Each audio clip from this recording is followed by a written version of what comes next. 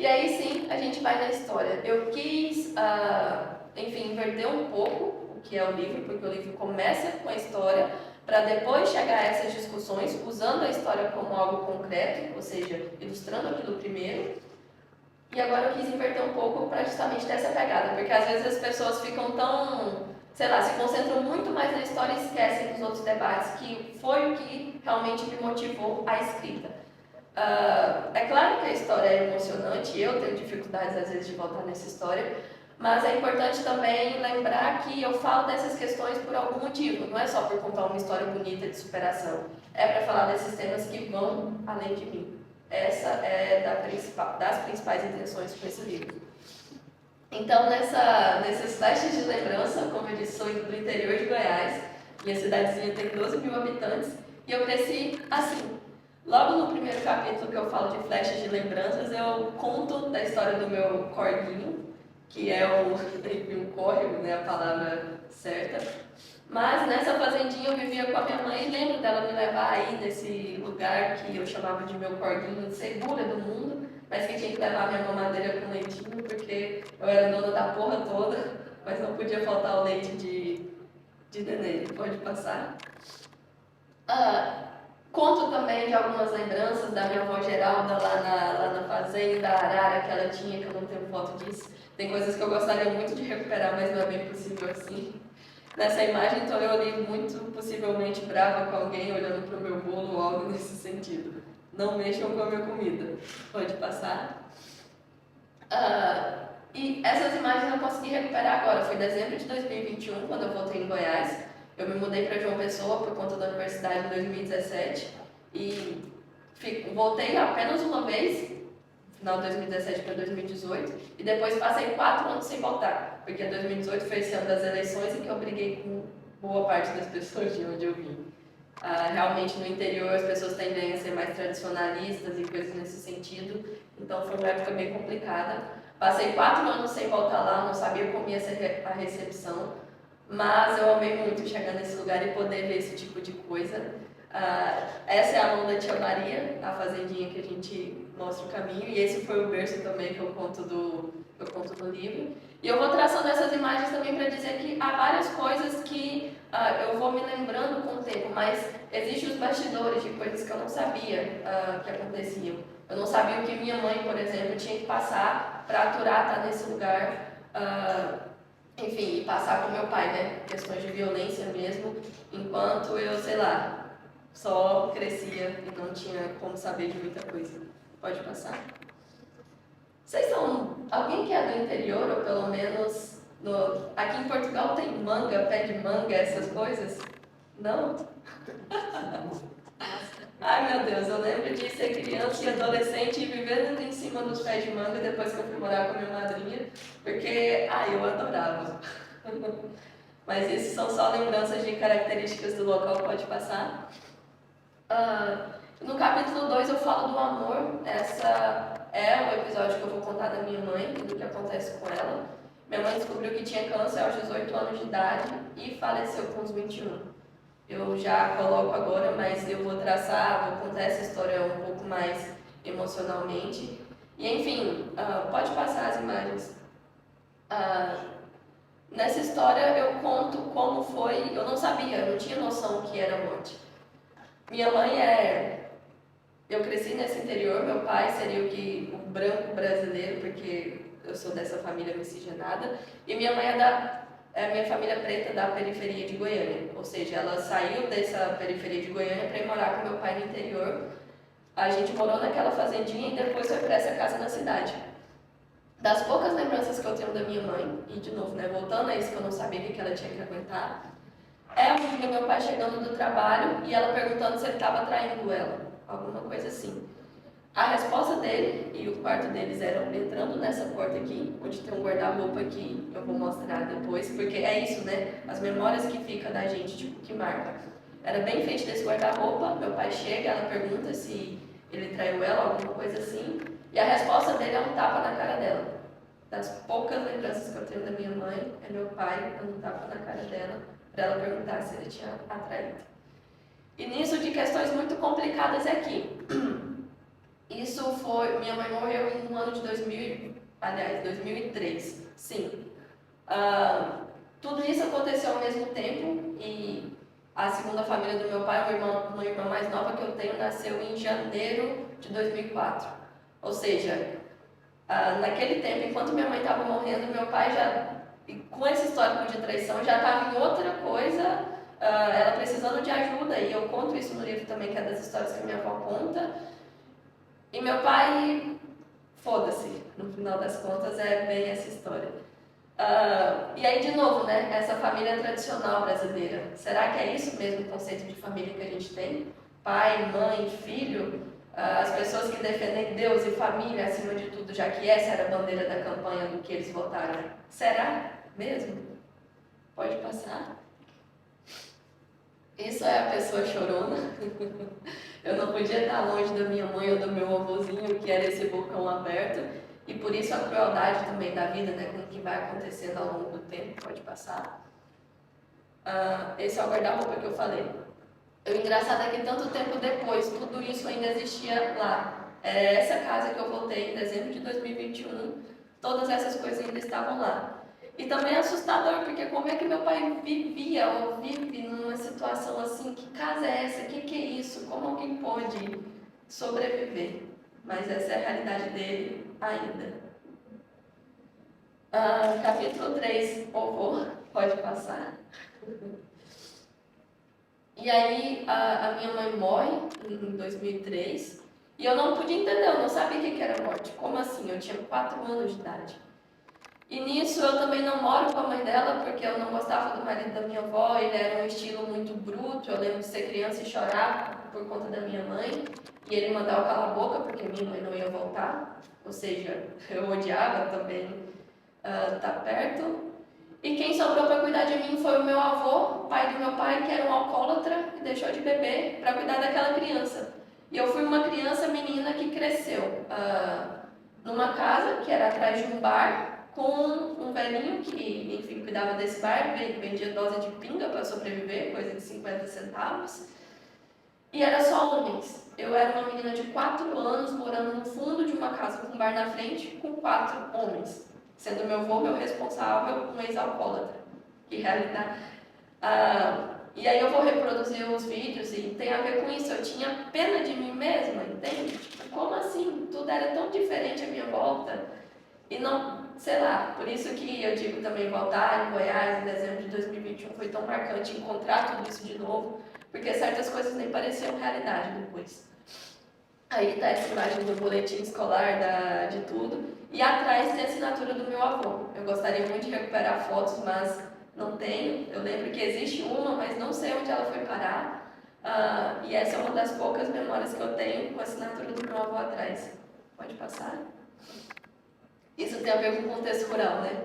Eu acordava todo dia, ô vô, gritando da janela. 4 horas da manhã, meu avô sempre estava de pé, passando o seu café, que veio dessa realidade da rocinha, colhendo e moendo o próprio café, torrando. Então, realmente, depois de ir para João Pessoa, uma cidade de praia, tudo completamente diferente, parecia mesmo outra realidade. E por isso também a importância desse livro, né? Como é que eu chego para falar com essas pessoas do interior de Goiás, sei lá, que Bolsonaro, que aquele discurso tão simples e enfim, pode ser tão nocivo. Deus, família, que atrocidades eles cometem por coisas que talvez eles não tenham noção. A vida é mais simples, entende? No interior, mas em outros lugares não. E certos discursos são perigosos. O livro é uma tentativa de chegar a essas pessoas, ou pelo menos pessoas que estão em volta dessa realidade. Pode passar? E não sei, essa é mais uma imagem dos baús que eram o guarda-roupa do meu avô. Isso, se meu avô morreu, eu ia fazer 10 anos, então agora já tem 13 anos. E não sei, tudo isso ainda está lá, era meio estranho. Essa casa é como um museu. E eu quis trazer essas imagens para ilustrar. Pode passar? Aqui está uma cartinha. Vocês me permitem ler? Se bem que eu não estou enxergando muito. Vou passar para o lado de lá. Meu nome é Kathleen, tenho 8 anos. Para mim, a pessoa mais importante é a minha mãe, que faleceu há 4 anos. No velório dela, eu não chorei nem sofri. porque eu não sabia o significado de morte. Quando passei a entender, eu sofri mais, porque eu sabia que eu não ia ver ela mais. Eu nunca vou esquecer o tanto de dedicação e carinho que ela me deu. E nunca vou esquecer ela, porque ao mesmo tempo que ela está lá no céu, ela está aqui no meu coração, bem aqui dentro do meu coração. Mas eu queria que ela estivesse aqui comigo, de carne e osso. Eu nunca vou esquecer de você, mãe, ou qualquer outra pessoa que esteja aí com você. Eu te amo mais que tudo nesse mundo. Eu quis trazer essa carta principalmente, e tem outras, né, que eu falo mãe até a próxima cartinha, principalmente pelos 8 anos de idade. Tem uma passagem no livro que eu falo, no velório dela eu não chorei nem sofri, porque eu não sabia o significado de morte. Eu tinha 8 anos de idade. Aí, quando meu avô falece, que é o próximo capítulo, eu ia completar meus 10. Se eu já sofria tanto com a minha mãe, o meu avô naquele momento era tudo que eu tinha, tudo. Quando isso aconteceu, não sei explicar o que foi aquele momento. Eu sei que eu perdi muita memória de criança, mas provavelmente pelo trauma. Não sei como sobreviver a isso depois. E também durante a campanha de financiamento coletivo, porque várias pessoas doaram para que a publicação desse livro fosse possível, eu falo que eu não tinha esse objetivo de ser escritora desde criança, não tem nada a ver. Quando eu escrevo esse livro, eu escrevo porque eu tenho alguma coisa para falar com as pessoas. Eu quero conversar com as pessoas sobre esses temas que tem a ver com políticas públicas, que tem a ver com contexto social, além daquela história que é pessoal. Mas depois dessa campanha, quando a minha avó me mandou essas cartinhas, essa é uma de 3, eu fiquei assim, uau. Eu não queria ser escritora desde criança. De alguma forma, eu já era no sentido de precisar. Então, a escrita, para mim, vem muito desse lugar de preciso expor aquilo para lidar, para não sei. E, aparentemente, quando eu era criança, as cartinhas eram um jeito de conversar com a minha mãe. Isso é um exemplo, mas a outra que eu falo, até a próxima carta, mamãe. Pode passar. Os caminhos. Isso ainda meu avô estava vivo, era na cidade. Como eu disse, né? Eu tinha vergonha, de certo modo, de tudo que eu vivia ali, da pobreza, inclusive, de tudo que era com meu avô.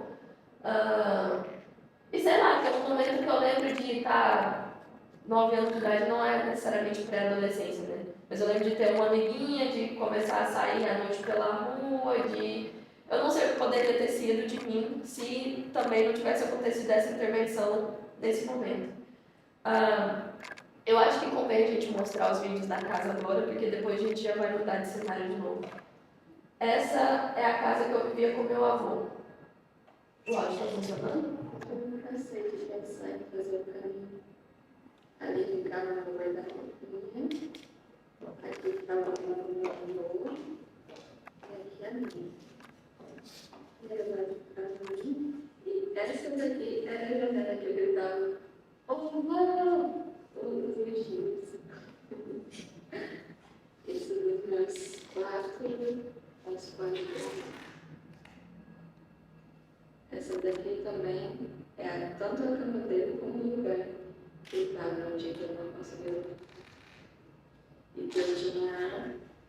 Faltava 5 dias para completar 10 anos e eu fiz convite para ele. Esse era o meu guarda-roupinha. Os desenhos da arte. Quantos anos será que eu tenho esse tinta aí? E aqui dentro, nem dá para imaginar muito bem. Ainda voltarei aqui em algum outro momento e provavelmente serão descobertas mais coisas. Tem um momento do livro que eu conto desse guarda-roupa e como era cheio de baratas atrás dele. Vai dessa porta, onde tem uma foto minha com minha irmã. A foto com a minha mãe era desse cenário. Nessa parte do livro eu falo, né, de como eu tinha barata atrás desse guarda-roupa, porque é normal, tipo, as pessoas se apavorarem, eu não, tipo, foda-se. Já mais velha. Tava vivendo com eles. Que tinha de ouvir, pensando que meu pai ia melhorar, no dia que foi no hospital que eu não consegui ficar ali. Daí eu acreditar aqui, que eu comecei a se desperdiçar contando para uma amiga que era a Daniela, que mandou mensagem contando que ela lembrava também. E essa ainda perto dos meus 5 anos de idade, quando eu queria me obrigar a ir para a creche, e eu odiava, simplesmente odiava. E de toda a surra, de toda a história que eu conto no livro também, eu me tranquei nesse banheiro, liguei o chuveiro e falei que queria suicidar aos meus 5 anos de idade. Coloca pausa. Na porta, lá meu pai quebrando para me tirar de dentro. Essa parte que eu tô falando, eu não lembro exatamente qual é o capítulo que tá no livro, mas quando eu completei 5 anos de idade eu tinha que ir pra escola, só que na verdade tinha que ter ido antes, né? Mas nesse momento me levaram para a creche e eu detestava ir para aquela creche. O pessoal fazia a gente comer obrigado uma comida ruim, aquele tanto de criança de fralda, a gente era obrigado a dormir depois do almoço. Eu odiava estar naquele lugar. E toda vez eu dava birra. Enfim, meu avô me levava, mas eu me recusava a entrar, grudava nas grades do portão do lugar e tipo, não entrava de jeito nenhum. E teve um dia que meu pai falou, olha, se você não for para essa creche, você vai apanhar. Na verdade, a gente vai acertar as contas quando eu chegar aqui depois do trabalho.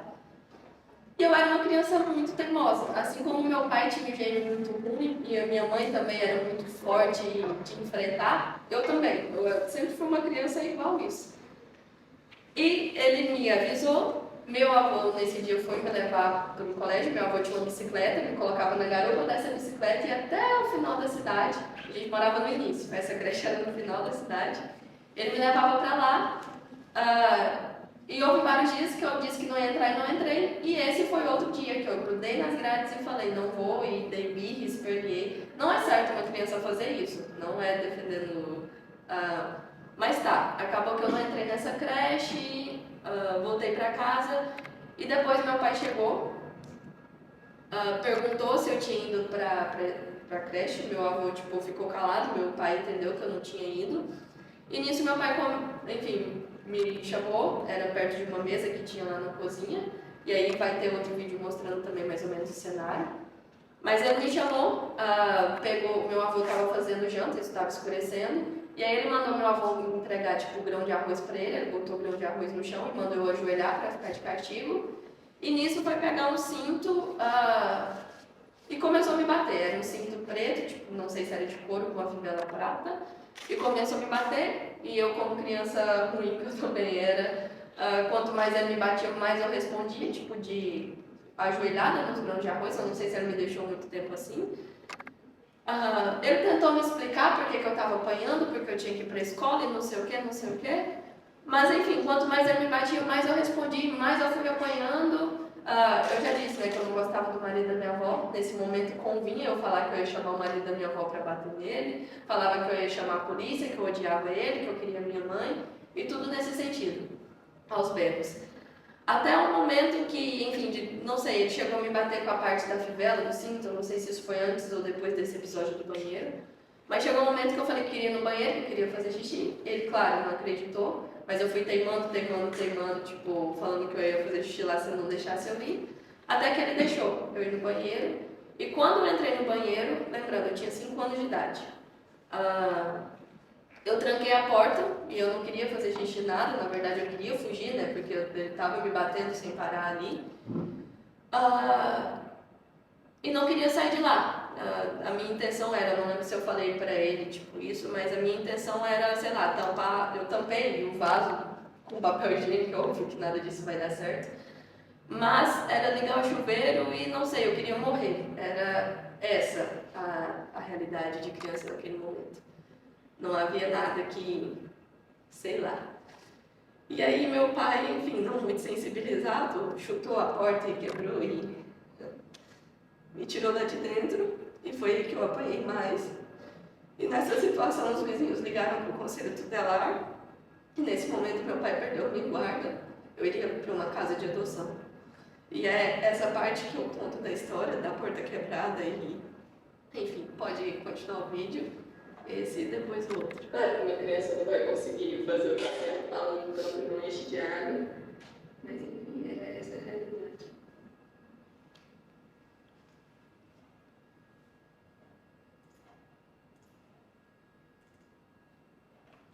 E aqui era o cenário dessa surra também, quando eu vi na época do conselho tutelar, que eu fui para quase fui para uma casa de adoção. Ai, eu estou sem fôlego, meu Deus. Mexendo com as estruturas emocionais aqui. Mas sim, foi perto dessas pilastras, e aí meu pai me colocava de castigo ali, e eu, quanto mais ele me batia, mais eu respondia, falava que ia chamar a polícia para ele. Minha mãe, inclusive, me conta que eu sempre falei que eu queria ser juíza, né? Estudar direito, não sei o quê. Mas a minha justificativa era para prender meu pai. Quem tinha essa ideia da criatura aí desse pode. Isso é meu pai. Mas aqui no site tinha outra mesona grande de madeira, outra prateleira ali grandona também de madeira que não é essa. Mas sempre sim, sempre nesse estilo essa casa.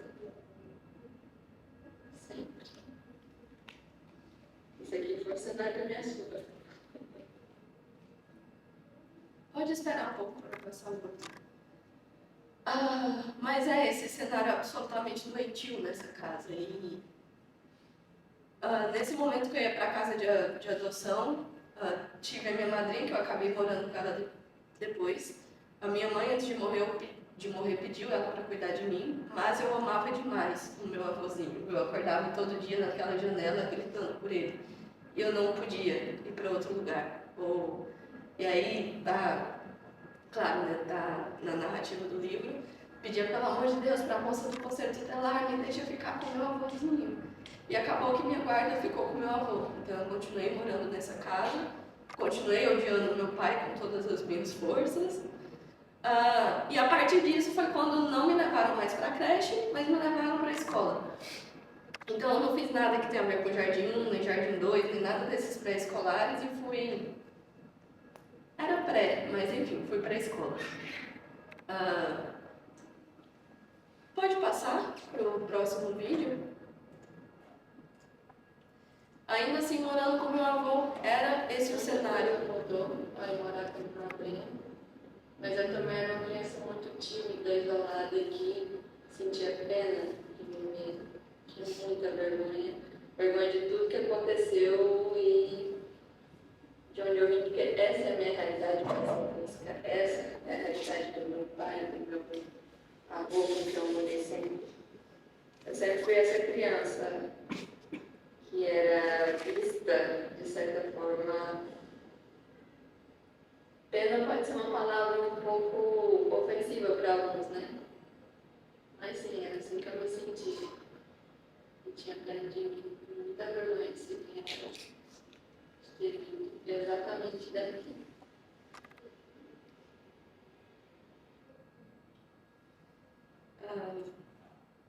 É isso.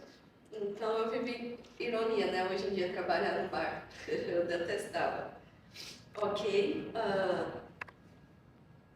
Eu vivi nesse contexto, então, dos meus 4 anos até 5 dias para completar 10, porque pode passar. As grafias, né? Está escrito Kathleen nesse guarda-roupa até hoje. Essa casa é um museu, meu Deus do céu, pode passar? Esses são os conflitos, né? Dessa vez que eu voltei lá, pode passar também.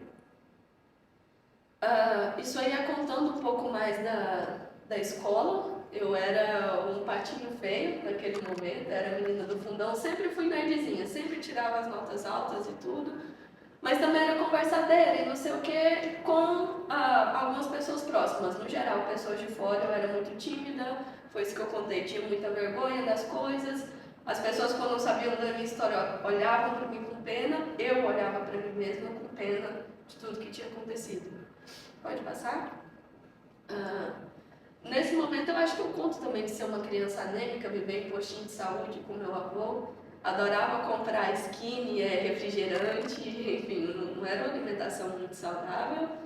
E isso é a casa da minha avó, que é das periferias de Goiânia. Pode passar? A realidade da minha avó também, da minha mãe, que é a minha família preta, e eu falo de novo sobre isso, eu bato nesse ponto por conta que é a realidade do Brasil. A gente teve pessoas escravizadas até 130 e poucos anos atrás e nada foi feito para inserir essas pessoas de volta na sociedade. E isso respinga na minha família materna até hoje. Pode voltar um pouco, eu acho que vai chegar uma foto da minha avó ali para frente. Quer voltar? Volta. Não. Lá naquela foto de criancinha mesmo. Essa. Isso aí eu tô em Goiânia, porque eu sempre ia pra casa da minha avó em Goiânia de férias. E aí era de novo essa realidade, tipo, sempre muito longe dos grandes centros. A minha avó trabalha como diarista também, passando roupa na casa dos outros desde seus 15 anos de idade. Hoje ela tem diversos problemas de saúde, o joelho, perna, talvez minha avó esteja com trombose e não tem direito à aposentadoria, porque não tinha, enfim, carteira assinada nem nada disso. Mas era sempre isso de passar 4 horas para chegar no trabalho, 4 horas para voltar de ônibus em pé, num cenário absurdo. É óbvio que a minha situação no interior de Goiás com meu avô não era das melhores, como vocês viram, mas para mim ainda era pior isso numa cidade grande com a minha avó em Goiânia. E esse lugar onde a minha avó morava, nesse momento que está aí, que não dá para ver muito bem o fundo, era uma casa do chão de terra, ou seja, eram terrenos abandonados, uma terra vermelha. As paredes, eu não sei se era de madeirite com lona, alguma coisa muito estranha nesse sentido. E eu lembro mais ou menos dessa época de uma vez que choveu e o teto com as paredes que eram de madeirite, lona, não sei lá, saiu e a gente teve que ir correndo. Eu fui para casa da minha tia, minha avó foi para outros parentes e era essa a realidade. O banheiro era um buraco que cavaram nessa rua que era toda de terra, com madeira por cima, onde a rua inteira ia naquele lugar, que era uma privada. Não privada de vaso que a gente conhece com o sistema sanitário, mas um buraco na terra que todo mundo faz as necessidades lá. Pode passar. Tudo isso mais ou menos quando eu vivia com meu avô. Então esse era o cenário com meu avô, as férias em Goiânia eram nessa realidade com a minha avó. Minha família paterna, essa família rural e pobre. Minha família materna, essa família preta das periferias de Goiânia, com todas as questões históricas, enfim, que a gente tem no Brasil. Ou seja, aquilo é concreto, bem ali, eu vi essas realidades. E esse capítulo não pode ser, é um dos mais difíceis para mim também, em certos momentos que eu voltei, dos que eu mais chorei. Como eu disse para vocês sobre o meu avô, eu havia perdido a memória, por conta de já ser difícil demais aquilo que foi com a minha mãe. Quando foi meu avô, como assim? Agora eu já sei o que é morte. Como assim meu avô morreu? E aí começa assim, não pode ser, porque eu não podia aceitar. Nesse momento, com os meus 9 anos de idade, eu lembro de pegar uma faquinha de serra e fazer sinal de... Eu lembro de tentar machucar os pulsos. Eu era uma criança. E meu avô ser essa pessoa de falar, não, neném, não pode fazer isso. Então, eu não podia imaginar uma vida sem meu avô. Nesse momento que ele começou a passar mal, que pesadelo. Houve um dia, eu não lembro se ele teve um começo de infarto, alguma coisa, mas tipo, eu tava lá brincando, ele começou a passar mal, veio os vizinhos para levar ele no hospital. E, meu Deus, que medo, que sensação era aquela, mas acabou que ele ficou bem, tipo, foi uma felicidade ver meu avô sair daquela porta e tudo bem, a gente viveu junto por mais um tempo. Porém, não pode ser, é que não foi muito tempo depois disso, meu avô morreu. Ali ele pode passar. Obrigada. Não passei muita maquiagem, porque eu sabia que isso era possível. Então, imagens do meu avô, tipo, olhando na cara dele, eu não lembro muito das feições do meu avô, porque era isso, né? Tipo, a minha memória apagou. Eu não lembro do rosto do meu avô. Queria recuperar fotos que não tem. Mas tem coisas tipo assim, a assinatura dele no meu boletim ou o óculos, que era o que ele usava e não enxergava assim isso. Pode passar essa. Eu tirei fotos do meu avô assim, mas tipo, uma criança muito complexada, meu Deus. Eu vou contar isso. Era época de Orkut, eu não tinha muito acesso à internet, tinha lan house na cidade. E olha a tragicidade disso, nessa época do velório do meu avô, começou a surgir aqueles telefones que tiravam foto, e eu lembro de estar no velório do meu avô e tirar, tipo, foto de tudo aquilo, do meu avô no caixão, da coroa, de flores, de tudo, e, tipo, colocar no Orkut, mas para salvar aquilo, tipo, porque da minha mãe eu já não lembrava também, não sabia, Mas enfim, Orkut é uma coisa pública, as pessoas não compartilham esse tipo de coisa. Acabou que eu perdi foto, que eu perdi o acesso do Orkut também, perdi as fotos e tudo. Ok, meu avô morreu, e agora para onde eu ia? E aí esse cenário de estar jogada de novo, tipo, de não ter casa, de estar de favor, de ter tias que sim, se disponibilizaram a cuidar, mas era sempre com aquela coisa, com comentário, ser uma criança incômoda. Era basicamente isso. Pode passar. Essa foto eu quis deixar aí, não tá muito bonito com a carne aqui, né? Mas essa era a minha mãe e, tipo, a felicidade que essa mulher tinha de novo. Ela descobriu que tinha câncer com 18 anos de idade. Ela perdeu um filho de 8 meses na barriga. Ela morreu com 21. Mas ainda assim, quando ela soube que ela ia morrer, que ela estava com câncer e já não tinha tratamento, ela fez tudo que ela queria. Ela fez tudo que ela queria. E a lembrança dela, não sei, é dessa pessoa risonha, tanto para mim quanto de pessoas que conhecem, né? Porque eu não lembro muito. Mas essa eu deixei também porque era uma tia amiga da minha mãe, que eu passei um tempo na casa dela também. Essa tia é mãe de um padrinho que eu tive com eles por um tempo. E acabou que foram essas pessoas que acolheram a minha mãe no interior, que também me acolheram depois de tudo isso. O nome dessa tia é Irene. Pode passar a foto. Mas ainda assim não tinha alguém que se responsabilizasse realmente por mim, então era uma coisa meio complicada, até que essa madrinha, que minha mãe tinha pedido para cuidar de mim, me chamou para morar com ela em 2010, e os agradecimentos vai para essa família, porque foi literalmente essa mudança de contexto. Eu acho que dá para imaginar que eu era uma criança que, não sei, talvez depressiva, mas nunca tive no médico para constatar nada disso.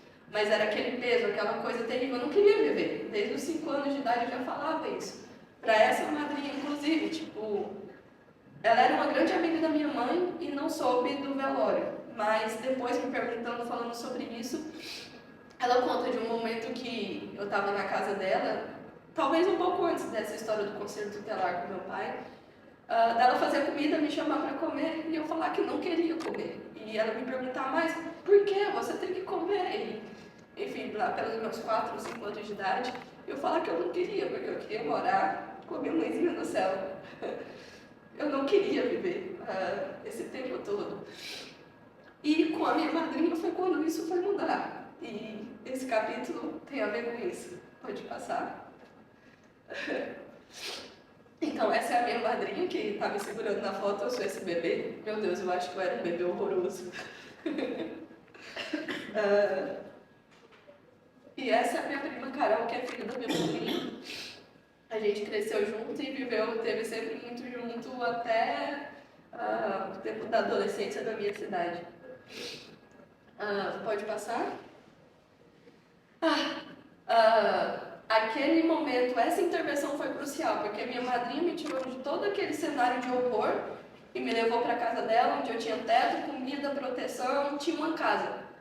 Ao mesmo tempo que também tem suas complicações, por mais que eu quisesse, eu também não era filha dela. Então, acontecia episódios de, por exemplo, eu ver outras crianças ganharem coisas e eu não. Tipo, e tem um momento que eu chego a me perguntar, como assim? Por que não? Será que se minha mãe tivesse viva, isso seria assim? E aí começar a aprender, ter algo de autonomia, saber que se eu quiser alguma coisa sou eu quem tenho que fazer isso, mas tudo no desenrolar dessa história também. Tão comum, isso pode passar? Esse é o capítulo que eu falo um pouco da realidade da minha família materna em Goiânia, e de novo, né, eu acho que dá pra ver mais ou menos o chão de barro por aqui, as paredes de alguma coisa de madeirite, não sei, uma madeira tipo ruim, ou não sei explicar. E essa minha avó, mãe da minha mãe, na realidade, que era nessas periferias de Goiânia. E o tão comum, eu vou falando de situações problemáticas nesse sentido, porque eu sou parda, eu não tenho a pele escura. Posso ser confundida com branca em determinados contextos e enfim, teve um momento, e nisso com 10 anos eu já estava morando com a minha madrinha, que é uma família de fazendeiros brancos no interior de Goiás. E eu lembro de estar lá nessa fazenda da minha madrinha e escutar coisas assim, tipo, mas isso é serviço de preto. Ah, mas se a família vem visitar, tem que ficar em outro lugar, não pode ficar na casa de tijolo que todo mundo fica, tem que ser no barracão de palha separado, chão de terra. Sei lá, piadas com outra pessoa, tipo, porque e preto da pele escura também, sei lá, coisas nesse sentido que, sabe, eu não entendia. E nisso eu fui morar lá com 10 anos de idade, quando eu tinha 13, eu lembro de estar nas férias em Goiânia com uma tia. E, sei lá, andar um pouco mais afastado e a gente tá num lugar esperando o ônibus e minha tia, irmã da minha mãe, falar pra mim: você tem vergonha da gente, não tem? Eu sou sua tia, você tem vergonha de mim? E eu com aqueles 13 anos de idade falar: não, claro que não, mas era real, eu tinha vergonha da minha família, sobretudo por essa realidade, pela pobreza, pela falta de poder fazer as coisas, por, sei lá.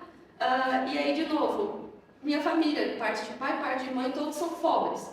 Só que é o que eu falo no livro, a questão das diferentes pobrezas. A família da minha mãe era essa família dessa realidade que não tinha onde dormir, talvez não tivesse o que comer. A família do meu pai, ok, era aquela situação estranha, mas tinha uma casa de tijolo, tinha uma coberta, tinha, não sei. E a família da minha madrinha, tudo bem, nem todo mundo tinha dinheiro, mas a preocupação às vezes era com a marca da roupa, era com o carro que podia comprar ou não. É muito diferente, e isso interessa nesse ponto, eu vou traçando essa trajetória, para depois falar do acesso à universidade, da questão educacional, das políticas públicas que tem a ver com vagas afirmativas, com a questão de cota. É necessário sim cota para que pessoas de diferentes contextos entrem na universidade competindo entre si de realidades parecidas. Porque imagina o filho de quem vai ter que trabalhar mais, sair de casa mais cedo, passar tanto tempo fora de casa e ainda assim tentar estudar para tentar conseguir chegar a uma universidade competindo com quem tem todos os privilégios, ou pelo menos é pobre, mas pode estudar, sem preocupar com seja com trabalho ou com uma série de coisas que a minha família materna tem que se preocupar. Então não é comum. Esse capítulo que eu coloco esse título é para falar dessas questões. Pode passar? O capítulo 10, então, as mudanças. E aí é quando começo a falar do que foi o Estado como promotor de oportunidades, como promotor dessas políticas públicas que podem mudar completamente o contexto. E eu comecei a apresentação falando desse Estado porque é isso.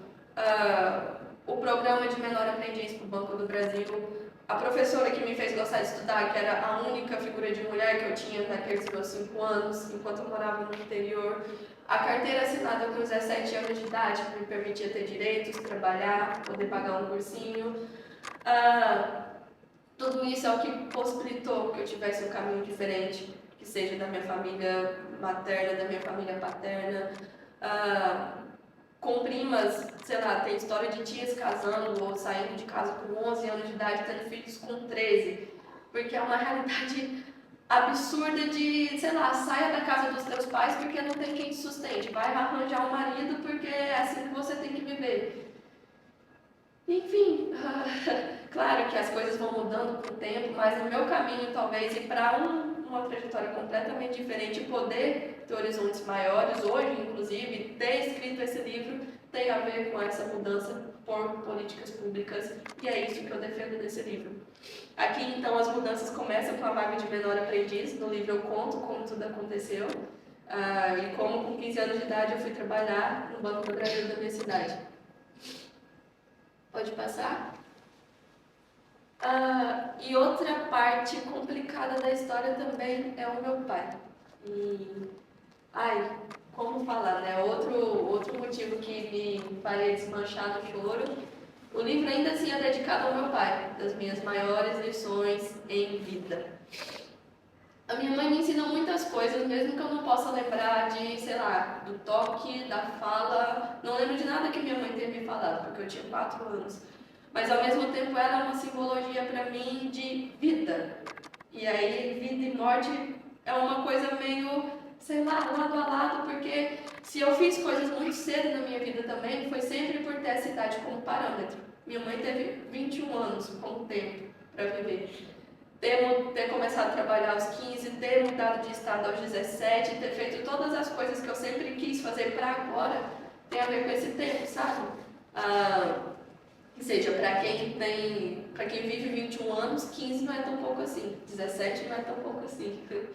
Então isso foi uma pulsão para que eu seguisse, fizesse as minhas coisas no agora. E não tivesse medo, porque no final das contas, o que pode acontecer? Eu já era essa criança que não queria viver desde sempre, depois que eu já sou obrigada, bora. Então a minha mãe é essa maior lição que eu tenho nesse sentido, para ter coragem para ir fazer as coisas. Mas o meu pai, por outro lado, é essa grande lição em vida. Meu pai está vivo. Meu pai continua fazendo merdas. Não sei até que ponto amenizando isso ou não. E aí tem questões que temos que ver com a justiça, que eu também não tenho controle e sofro muito com isso. Mas ainda assim é meu pai, eu não pretendo abandonar o meu pai. E o livro, com essa dedicatória, tem a ver com isso. Querendo ou não, eu não falo o nome do meu pai para não expor a pessoa, mas meu pai é meu pai, então quem me conhece vai saber quem é. Eu cresci vendo essa história de violência doméstica, eu falei dessa única lembrança que eu tinha da minha mãe. Com essa mãe dos meus irmãos também não é diferente, a história é mais complicada ainda, porque da minha mãe eu não lembro de ver tudo, eu não sei se aconteceu coisas piores que esse tapa na cara. E com outra menina que ele teve um relacionamento depois, lá estava eu, uma criança também de 13 anos de idade, na frente de um homem com uma faca, querendo acertar uma menina que tinha 19 porque ela disse que ia embora e ele disse que não. Nesse momento, sim, eu com 13 anos entrei na frente do meu pai para tentar, enfim, evitar algo que hoje seria, assim, uma tentativa de feminicídio. E, enfim, sei lá, isso faz parte da pouca tolerância que eu tenho por uma série de coisas, além de traumas, né? Tipo, que seja coisas que tenham a ver com gritaria nesse sentido, socorro. Pode passar? E como é que eu faço uma dedicatória ao meu pai? Depois de todas essas coisas que eu conto, nesse momento eu acho que meu pai também tinha acabado de voltar de Goiânia. Foi um tempo depois que a minha mãe tinha morrido. Não sei se ele também já tinha tido uma filha mais nova, que tenho 2 irmãos mais novos, né? Foi questão de meses da minha mãe morrer. Mas meu pai tinha tomado veneno. Meu pai tinha tomado realmente, não sei, era chupinho, alguma coisa assim.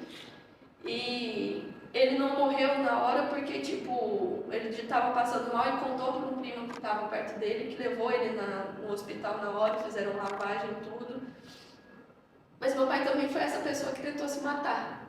E aí, de novo, que desgraça de linhagem é essa de tanta tragédia? Não sei. E como é que eu vejo a humanidade no meu pai também? E, meu Deus, ainda criança, por mais de tudo que aconteceu e do ódio que eu tivesse do meu pai, ao mesmo tempo eu também amava muito.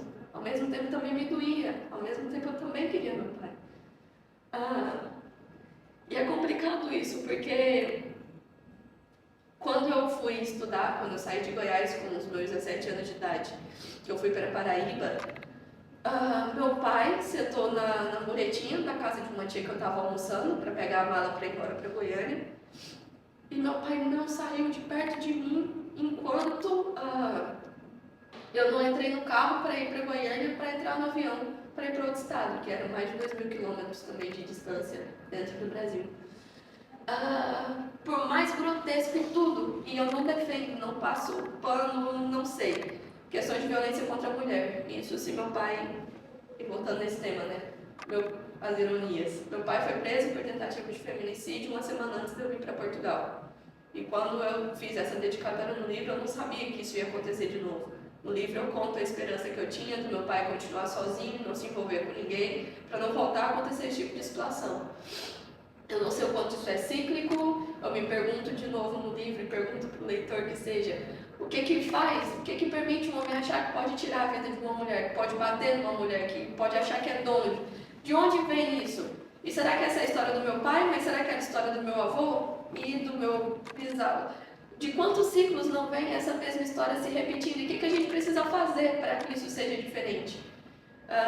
De novo, é muito importante falar desses temas, é importante não jogar isso para debaixo do pano, não querer só esquecer, a gente tem que falar dessas estruturas, que seja do machismo e de tudo que está relacionado. Essa é uma esperança também do porquê desse livro. E por conta dessas histórias mais de perto, eu consigo enxergar essa humanidade no meu pai. Meu pai também foi essa pessoa que não teve uma estrutura familiar, tipo, a minha avó aparentemente, mãe dele, tinha problemas psiquiátricos, o meu avô, que parou de beber para cuidar de mim, era esse alcoólatra. Meu pai não teve parâmetro nenhum, cresceu naquela fazendinha lá que eu comecei mostrando para vocês. A minha madrinha conta que ele começou com... E isso ele nega, né? Ele fala que não. Mas enfim, que começou com uso de cocaína, tipo, muito novo, nunca conseguiu parar. Eu já entrei no fundo dessa... E era muito difícil para mim, quando criança, assumir, enfim, engolir isso. Mas depois eu fui tentando entender um pouco mais. Eu já entrei na casa, no fundo, onde meu pai morava, naquela situação que vocês viram. Eu já encontrei cocaína lá. E óbvio que isso é traumatizante por uma série de coisas, mas isso também provavelmente é uma maneira de fugir da realidade. Que desgraça de vida foi essa sempre? E como que essa desgraça vai se multiplicando e ciclo atrás de ciclo atrás de ciclo? E de novo, esse livro, essa história, falar sobre isso é uma maneira de quebrar. E eu, de novo, por essas políticas públicas e por uma série de coisas, por pessoas também, por ajudas individuais, junto, posso ter esse caminho diferente. Mas quanta gente da minha raiz familiar e ainda por uma extensão de lugares do Brasil ainda não vive e repete esses roteiros e esses ciclos. Pode passar? Esse é meu pai agora, e foi em dezembro de 2021 quando eu estive lá. De novo, eu não sabia que ia acontecer o que aconteceu. Dezembro de 2021 eu estive lá e o cenário dele com a mãe desses irmãos que configurou a tentativa de feminicídio foi em fevereiro. E a prisão foi em março, quando uma semana para vir para Portugal. Hoje ele não está na prisão mais. Eu me formei com meu pai preso, fui laureada na universidade, tipo, não tinha ninguém para assistir a formatura. Ainda assim, entreguei esse livro para ele na cadeia. Falando com ele recentemente, ele, não sei, me contou da história, falou do nome dos personagens para dizer que tinha lido como uma maneira de demonstrar aquilo. E por incrível que pareça, por mais que essa história exponha ele coisas tão difíceis, meu pai é uma das pessoas que apoia o livro. É uma das pessoas que falou, olha, pode publicar. Leu na cadeia, o que é bem complicado. Mas quem sabe também tenha servido para conversar com ele de alguma maneira, de algum tema. Espero que tenha tocado. E é isso, pode passar? Porque eu escrevo, e isso tem a ver com, nesse momento de 15 anos de idade também, ter me deparado com um livro. E esse livro, talvez não é um livro de autoajuda, mas que naquele momento foi importante demais. Eu tinha 15 anos, como é que eu vou gostar do monge executivo, que pode ser chato pra caramba, que corporações indicam, mas como é que eu posso gostar disso com 15 anos de idade? E de novo, tinha a ver com esse tipo de situação que eu passava com meu pai.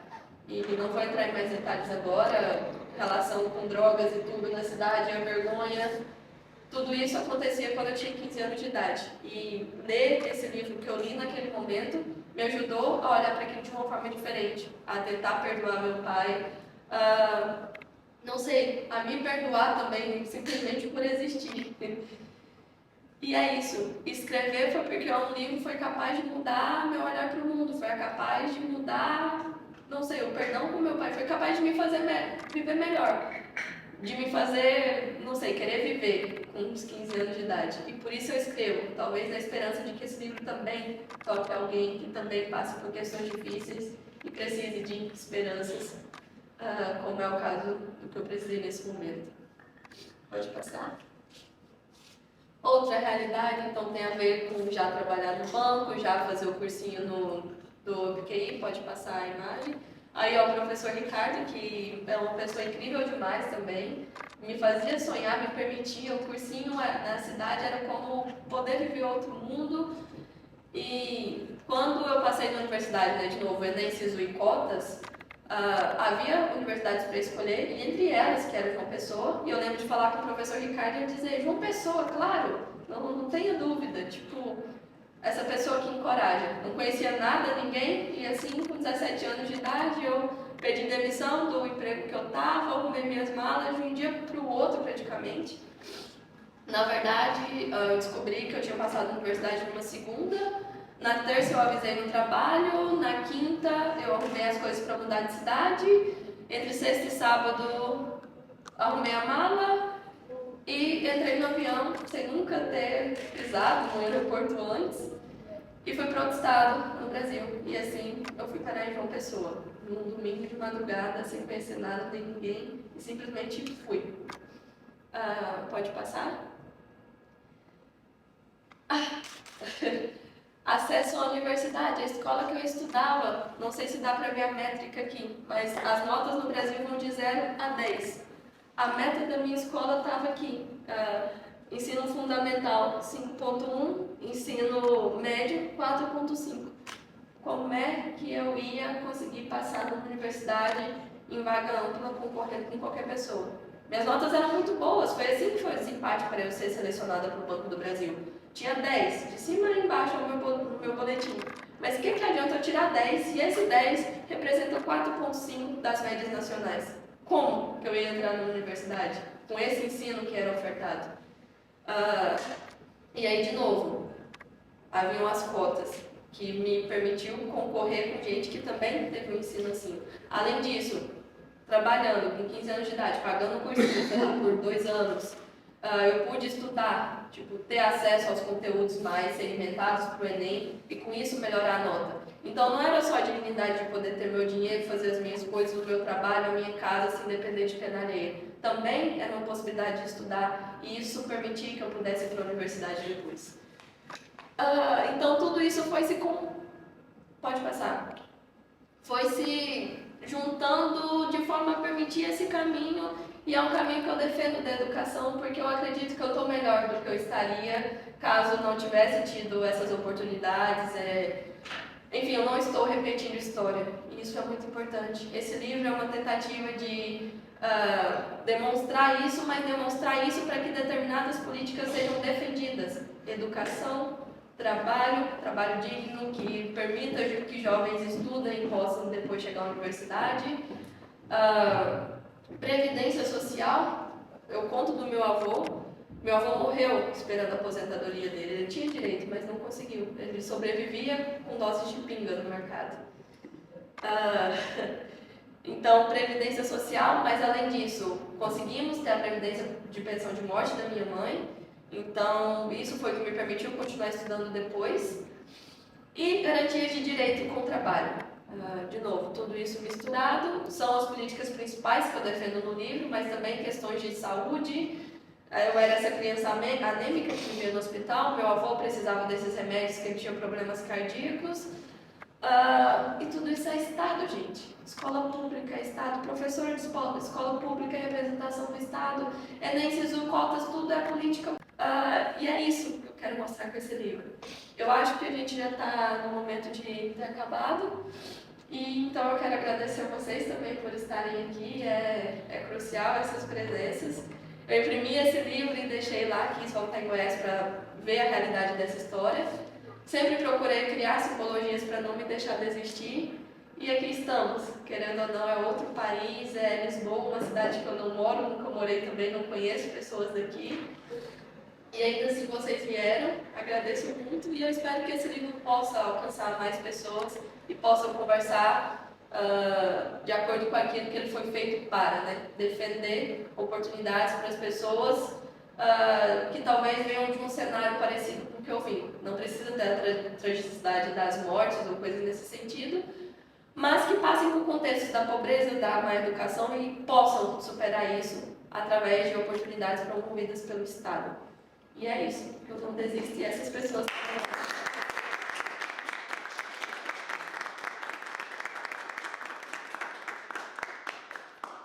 A gente que agradece. Ai, meu Deus, eu nem sei que horas são.